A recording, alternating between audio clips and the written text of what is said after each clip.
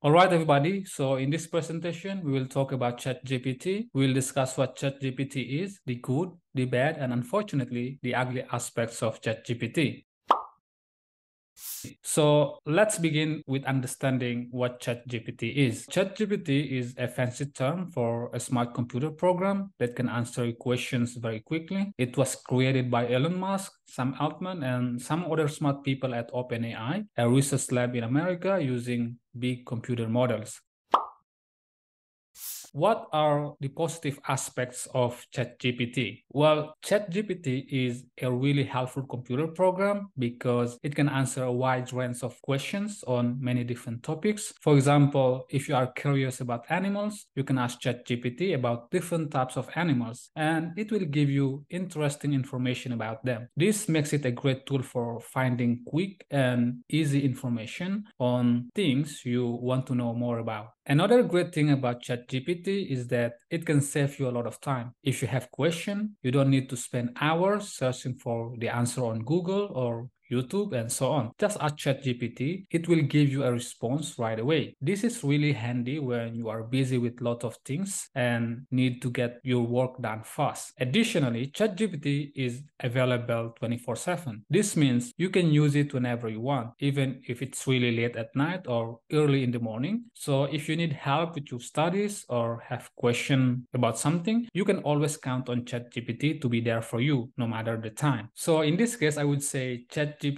is a really great tool for learning. It can help you with your homework and getting ready for exams. For instance, if you are struggling with a tricky math problem, you can ask ChatGPT to explain how to solve it step by step, and it will guide you through the process. But remember, it is always a good idea to double check the answer yourself to make sure they are correct. I'm gonna show you how it looks in the next slide. And if you speak different languages, ChatGPT can help you with that as well. It can understand and speak many languages, which means you can learn in your preferred language. For example, if you are studying a subject in a language that you are not very familiar with, you can ask ChatGPT to explain the concepts in your language, and it will help you understand better. Teachers can also benefit from ChatGPT as it can help them in writing lesson plans. ChatGPT is also really useful when you need to make a summary of a big article. Let's say you have a long news article and you want to get the main points quickly. You can ask ChatGPT to help you by summarizing the important information. It's like having a smart friend who can pick out the most important parts of the article for you. But again, you need to double check the information by skimming or even scanning the article to make sure the summary that is given by ChatGPT is accurate. Lastly, ChatGPT can also help make your writing better. It can check for grammar mistakes and suggest ways to improve your writing. And here I asked ChatGPT to solve a tricky math problem, and it showed me the solution step by step. However, there is a catch. If you click regenerate, it might give you a different response, which can be confusing. As you can see, we have two different responses for the same math problem. The first one is correct since I already double checked it, and the second one is wrong. So I think this is one of its limitation, in which Brock and Salomon will explain in more detail about that. But what I really want to say is that in the past, people often worried about new technologies like the internet, social media, and smartphones. They were concerned about how these technologies might affect our social interactions and personal well-being. However, as time went on, we found that these technologies become essential in our daily lives, helping us communicate, access information, and be more productive. Similarly, while some people have concern about using ChatGPT, I strongly believe that with careful and responsible use, it can be a valuable tool for learning and innovation. All right, we're going to be taking a look at the bad of ChatGPT now. So starting off with academic integrity. As we stated earlier in this presentation, ChatGPT is a time-saving tool when it comes to editing, summarizing, and generating prompts. Features that we as students and as educators would agree are beneficial. But where does this end, and where do we start putting ourselves at risk of harming our academic integrity as students and educators? If we define academic integrity as an ethical framework that guides our pursuit of knowledge and education, then this would include the honesty, the fairness, and the responsible use of information in all academic and educational activities. Academic integrity then is crucial in maintaining the credibility and value of academic institutions, research, and individual learning. This can be harmed in many ways, and over-reliance on ChatGPT could reduce critical thinking skills. Students are no longer engaging and interpreting content more than they are just inputting information and getting some sort of output and response. We do not yet define ChatGPT as a reliable source, as directly stated when putting that prompt on ChatGPT, asking it if it defines itself as a credible source. It will tell you no. There is much potential for incorrect information and incomplete information, depending on how the prompt is worded and the information is then stated. Depending on how the prompt is worded and the information attempted to be elicited by ChatGPT, there is much more room for biased information or just straight up misinformation. Knowing your students and their learning levels is a huge part in being a responsible educator and a huge part of being a teacher. And there's not much difficulty in finding potentially generated answers, but this can quickly change depending on the learner level and the ability to change the complexities of the response elicited back from ChatGPT. One could use that to write a response that is much more grade level appropriate. In the nature of a chat bot, as it is being presented more information and more semantics and more language choice, it is then learning more information about how people type, talk, and write. So there is concern that as that continues to get better, ChatGPT would be able to more accurately create answers in language that would be harder and harder to distinguish from a generated response and would look more like an actual written piece of work. All right, next, we're going to talk about the cultural nuance and the sensitivity around ChatGPT. So the way in which we understand how ChatGPT operates can lead us to concerns about specific cultural context and the sensitivities around which we respond. ChatGPT is a chatbot first and foremost. It is written to respond, but it often uses language and phrases incorrectly. Information and articles on websites are more often than not riddled with some sort of bias or specific perspective. Components of critical thinking help readers and learners identify these biases and whether a source is credible or not. ChatGPT offers, as of right now, no references to the information it's pulling from. That, combined with the amount of information it's pulling from, learners are being presented with information that could contain large amounts of biases. As a chatbot, it cannot respond with any knowledge of cultural relevance to the information being elicited in regards to the content or the actual user. There have also been reported issues with the language models having difficulty interpreting humor, historical contexts, and political sensitivities, and some religious considerations as well. These processes all take place within milliseconds in our brains when we're discussing and researching topics and what information we're trying to create and the context in which we're trying to pull from. And ChatGPT has no ability to do that whatsoever.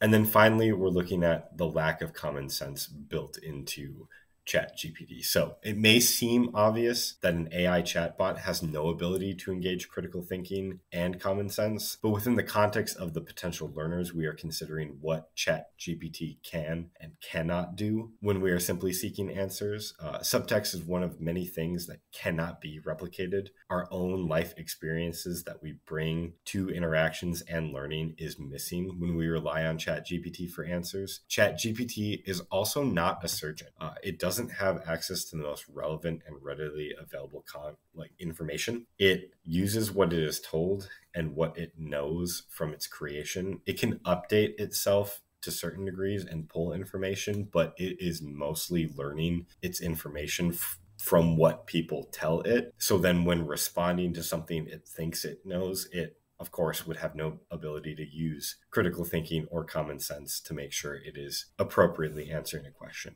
Chatbots and most AI forms are unable to make inferences and read between the lines because of its lack of ability to grasp subtopics. It takes information at face value with no ability to consider the context in which it was written or the underlying intention of the question or the information asked of it. Thinking about the ways that my students ask me questions, I have the background information of the knowledge that I've taught them, the lesson and the information that I'm presenting to them, and the intentions of the conclusions I'm wanting students to draw from the work I'm having them do. I'm able to consider all of this when I'm responding to them, so I can more accurately guide students to to an appropriate answer to a question they might have for me. Even when I'm unsuccessfully able to answer the question, I can usually, in some capacity, inference what the correct direction for the students would be to go. ChatGPT is simply answering a question at such a surface level that it cannot grasp any of those subtopics and cultural nuances.